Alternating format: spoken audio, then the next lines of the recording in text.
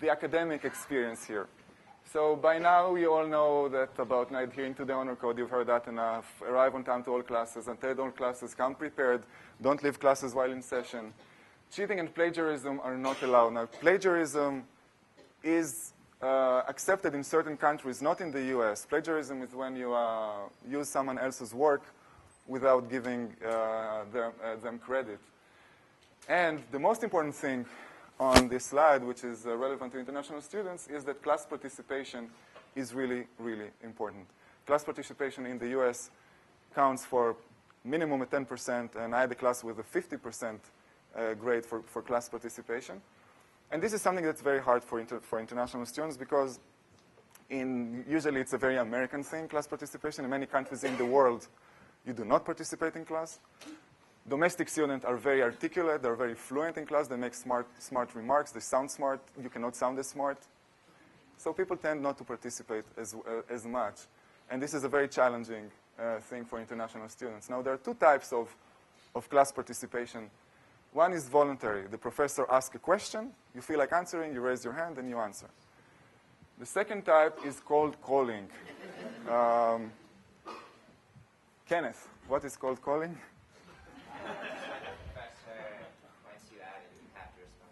Exactly. You don't feel like answering, but the professor will still ask you.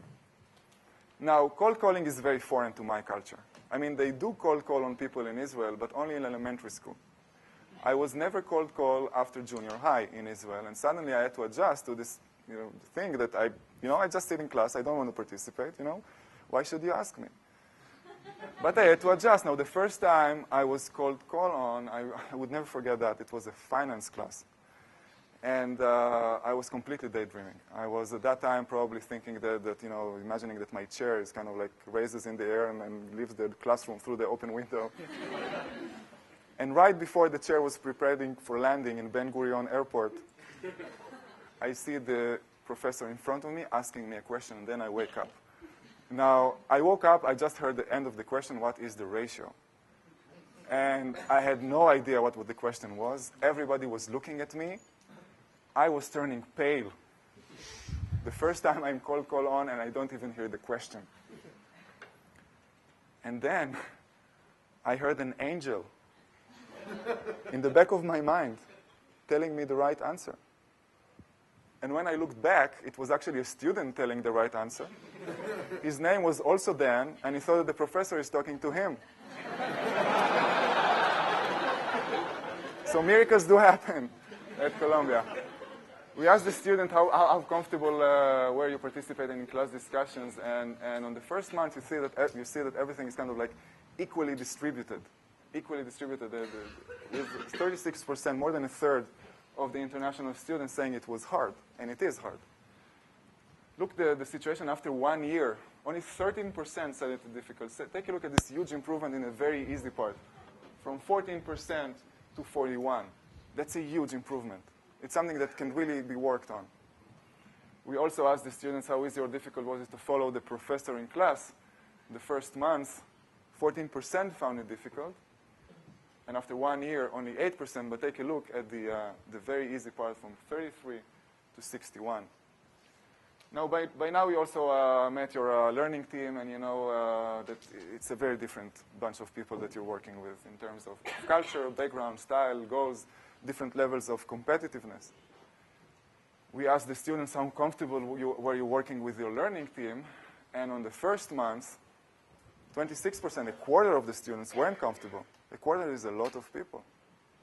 Again, issues of language, issues of culture, different goals. After 1 year, only 7% weren't comfortable. And take a look at that. 87% thought it was easy. How easy or difficult was it to express yourself in writing, which is an important part of group assignments? The first month, 19% found it difficult. Last month, 7%. And take a look again at the very easy part. It's a huge, huge improvement. To sum up, you should realize that if you're human, culture shock will occur. And it will last probably a full semester. The second thing you should realize is that you must give yourself time to adjust to a new social environment here. and must adjust to understanding all this slang and idioms that would come with time. The third thing is expect a different learning experience, and by now I think you're kind of getting the sense of it. And the fourth part is that things gradually improve. Every day will be better in terms of adjustment than the day before. And you should always, always ask for advice if you need it. There's only one thing that I want you to take from this presentation, only one thing, and that is to be patient. Again, you're all smart, you're all talented, you're all here for a reason. The only thing you may not have is patience to go through this process. And I guarantee you that once you have the patience, you'll be very, very successful here. Now, this is my kind of last words of wisdom, because I'm graduating next month. I'm a dual degree, so I have one less semester of business school. For me, it has been the most amazing experience of my life. I know that you've heard that a lot. You know, business school is the best 2 years of your life. It is. Just challenge yourself. Make every day count here, because what you put in is what you get. And I wish you the best of luck, and I'll see you around tomorrow.